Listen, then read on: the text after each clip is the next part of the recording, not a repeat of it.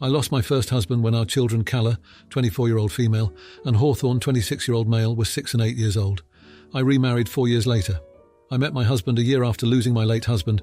We were friends for several months, dated some, stronger feelings developed, and I introduced him to the kids to see how they would get along. We halted for a year while my kids and I did some therapy because their reaction to my husband was strongly negative because they didn't want to replace their dad. But once therapy was ongoing, they were doing better. From there, things moved faster, but the kids were on board for things to move on. They were clear, however, that my husband was not going to be filling the role of a dad in their lives. My husband said he was fine with that as long as he was respected and they could work toward being a caring family. Calla and I were always close, but she was a real daddy's girl. Losing her dad was extremely tough for her. She did form a nice relationship with my husband, but it comes nowhere close to the bond she had with her dad. From the age of 12, she and I became much closer. I think my parenting style as well as my willingness to talk about her dad even after I remarried made me someone she felt she could be open with. She was 15 when she told me if she ever got married she would want me to walk her down the aisle and for us to do a mother-daughter dance instead of a father-daughter one. I told her we could dance to the song her dad used to sing to her. She said she loved the idea. Even though she seemed to mean it, I always assumed things would change when she got older. I figured she would choose to walk alone, with her brother as a representation of her dad and their close relationship, as well as for the societal expectation for a man to do it, or with her husband. But when she got engaged 3 weeks ago, she asked me right away. She brought up our past conversation and told me she wanted exactly that. I told her I would be honored. We cried tears of joy together. I told her that her dad would be so proud. My husband took the news in a way I did not expect. His first question was whether I suggested she ask us both to do it, and I told him no. Then he asked if she ever considered asking him, and I said I could not answer that for her. He asked me if I thought of him when I said yes. He asked whether I gave any thought to all he has done for Calla, for both kids, and the fact he's still not looked upon as a fatherly figure all these years later. I told him I did not think of him when asked because I was overjoyed. He told me I should have given him a lot more consideration and I should have tried to compromise with my daughter. I thought he would change his stance, but now 3 weeks on and he feels I was wrong. He told me he felt he deserved more from all of us, but especially me. He said I am his wife. I should be working on making sure he is respected and honored for his contribution to the kids' lives. Am I the idiot? Now, for a few comments before the update. Comment 1, he deserves. He expects respect and honor for the role he has played. No, parents, step-parents. The work you put in to raise and keep your children alive does not earn you a place in their life.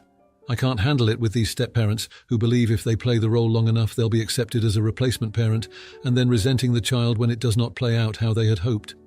Comment 2. All he has done for Calla, for both kids, and the fact he's still not looked upon as a fatherly figure all these years later. I should be working on making sure he is respected and honored for his contribution to the kids' lives. Ignoring everything else about his entitlement and total assholery, you should ask him, why are you more worthy of respect and honor in Calla's life than me? Does he think you don't deserve these honors? Sexist traditions, blah blah? Not the idiot. This is a ridiculously happy and exciting time for you and your daughter, and your husband is making it all about himself. Now, for the update. 3 months have passed since my daughter Calla got engaged and asked me to walk her down the aisle. The tension that arose from that moment with my husband hasn't eased. In fact, it's gotten more complicated. Calla's wedding planning has been in full swing. She's been picking out dresses, tasting cakes, and deciding on decorations. She's been including me in every step, which has been a wonderful bonding experience. However, my husband has been feeling more and more left out. He's tried to get involved, offering to help with the budget and suggesting venues, but Calla has been polite yet distant, thanking him but not taking him up on his offers. Hawthorne has been supportive of Calla's decisions, including the one about me walking her down the aisle. He's been busy with his own life, but makes time to check in on the wedding plans and offer his sister support. He's tried to stay neutral regarding the tension between me and my husband, but I can tell it's wearing on him. My husband's feelings of being unappreciated have only grown. He's brought up the topic multiple times, each conversation more heated than the last. He feels that after all these years, he's earned a place of honor in our children's lives, and he can't understand why that's not being recognized. I've tried to explain to him that Calla's choice isn't about him, that it's about honoring her late father and our bond, but he sees it as a personal slight. He started to pull away from family activities, declining to join us for dinners and staying late at work. It's like he's building a wall between himself and the rest of us. Calla has noticed the change in my husband's behavior. She's asked me if she did something wrong, if her decision hurt him. I've reassured her that it's not her fault, that her stepfather is just struggling with his feelings. But I can see the guilt in her eyes and it breaks my heart. The wedding planning has also brought up a lot of emotions for me. I found myself missing my late husband more than ever. I've caught myself staring at old photos and reminiscing about our time together. It's a bittersweet feeling, being so happy for Calla, but also feeling the absence of her dad. My husband and I have had some serious talks. I've suggested couples therapy, but he's resistant. He says he doesn't need a therapist to tell him that he's being overlooked by his own family. I've tried to be patient, to give him space to work through his feelings, but it's taking a toll on our marriage.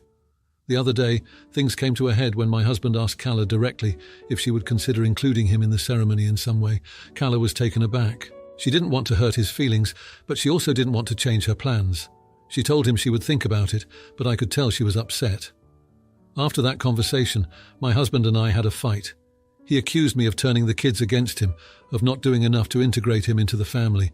I was shocked. I've always tried to make him feel welcome, to encourage a relationship between him and the kids, but he just doesn't see it. Now, with the wedding getting closer, I'm worried about how this will all play out. Calla is stressed, Hawthorne is caught in the middle, and my husband is more distant than ever. I'm trying to keep everything together, to be there for my daughter and to save my marriage, but it feels like I'm failing at both. I'm not sure what the future holds. The wedding is supposed to be a happy occasion, but right now it feels like it's just highlighting the fractures in our family. I'm holding on to hope that we can resolve these issues, but right now, the emotional turmoil is overwhelming. Now, for the comments. Comment 1. Have you considered a compromise where your husband could have a different special role in the wedding? It's important to honour Calla's wishes, but maybe there's a way to include him that feels right for everyone. Communication is key here, and perhaps a family meeting could help smooth things over. Comment 2. I went through something similar when my mom remarried. It's tough blending families, especially with big events like weddings. My stepdad felt left out, but we found ways to involve him that didn't step on our traditions. It's a delicate balance, but it's possible with some creativity and understanding. Now, for the next story. The background could go on forever, but the simplified version is, my mum and dad had me, 16-year-old male, and when I was 6, my mum was expecting another baby, my little brother. She was 7 months into her pregnancy when she started to feel sick and went to the hospital. Some tests were carried out and it turned out my dad had been cheating on her, and he passed along some sexually transmitted diseases to her during her pregnancy. I remember my mum losing her composure on dad when she got home, and I remember how devastated and scared she was. My brother was stillborn not long after, and my mum never left the hospital. She bled heavily after the delivery. My mum kicked dad out the day she found out. My dad's family, his parents, 3 siblings, and 2 sisters-in-law were disgusted with him. When I was 10 years old, my dad met and married his now wife, Kate. From the time I met Kate, she had this attitude of, I don't know why everyone is mad at your dad. He treats me well and shows me so much respect. She told me I should forgive my dad and not hold a grudge for my mum. She also told me she would get his family to stop treating him like a criminal. She never let the issue go. Over and over, she told me to let it go. We clashed over that so often, and my dad's family told her to go away with that attitude. She was like, your dad has grown, he treats me like I deserve to be treated. He learned his lesson, he's a good man with me, he has someone he loves now and wants to have a happy marriage with. This was an ongoing thing. 3 years ago, I realised my dad was cheating on Kate. He was saying he was working through infection 19, but I didn't believe that, and neither did my family. He and Kate have 3 kids together, my half-siblings, I know, but I don't care about them or see them as my family. Kate found out about the cheating 2 months ago. She fell apart. Then last month she found out we all suspected he was cheating. For a while she was trying to confide in me, and I would just walk away from her or do something else and wouldn't listen. Then on Thanksgiving, we were all together with my family, Dad's family, and she broke down even harder because nobody comforted her or stood up for her. That night she told me she thought I cared about and loved her and would be there and support her through this because she's family, she's my stepmom, she's the mum of my siblings. I called her delusional and told her if she ever felt like I cared, it's because it was what she wanted to think and not because I ever gave a shoot about her. I told her she now knew what my mum went through, only less severely, and that I guess she wasn't as special as she thought she was since he cheated on her too. She started yelling and called me a monster and told me I won't ever see her kids again if I don't be nicer. I shrugged at her yelling because it won't upset me at all. She said I should have more loyalty to her, and I had to hold myself back because I really wanted to call her delusional again. Am I the idiot? Now, for a few comments before the update. Comment 1. Not the idiot. Some people are just arrogant enough to think they're the ones to change a person, and your stepmother is no exception. Comment 2. Your dad basically unalived your mum and brother. Holy shoot. Not the idiot. I am so sorry. Now for the update. Hey everyone, thanks for all the comments on my last post. A lot has happened since then, and I figured I'd share the latest developments. After the Thanksgiving blowout, things got even more tense at home. Kate was trying to patch things up with my dad, but it was clear that their marriage was hanging by a thread. She was constantly calling and texting me, trying to get me to talk to her, but I kept ignoring her. I just couldn't bring myself to care about her problems after everything that had happened. Meanwhile, my dad's family was still giving him the cold shoulder. They were all firmly on my side, and they made it clear to Kate that they weren't interested in supporting her either. It was a mess, and I was doing my best to stay out of it. Then, about a week ago, my dad sat me down for a talk. He said he knew he'd messed up and that he was sorry for everything he'd put me and my mum through. He told me he was going to therapy and trying to be a better person. I didn't know what to say. Part of me wanted to believe him, but another part of me was just too angry to accept his apology. A few days later, Kate showed up at my school. She was crying and begging me to talk to her. She said she had no one else to turn to and that she was sorry for everything she'd said to me.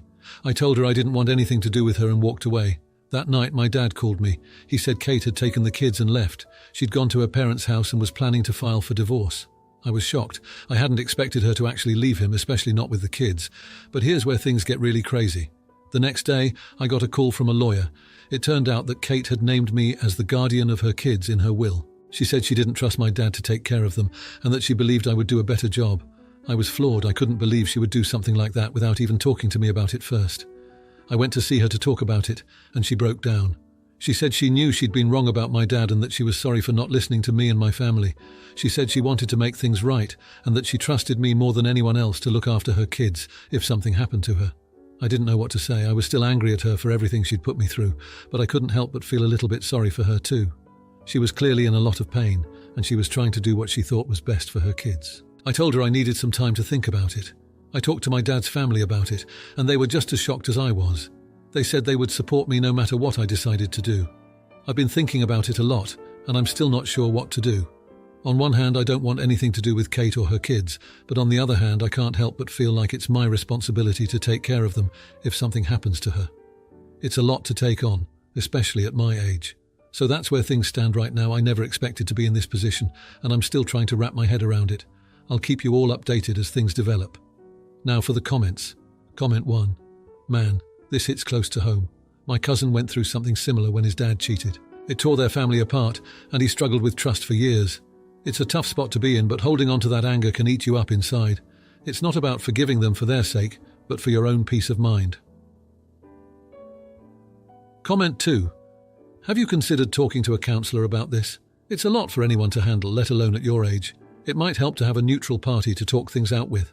And remember, it's okay to take time to process your feelings before making any decisions about the kids. If you like this video, you'll probably like these too.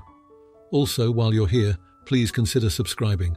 It's your support that keeps this channel alive and allows me to make better and longer videos. Have a great day.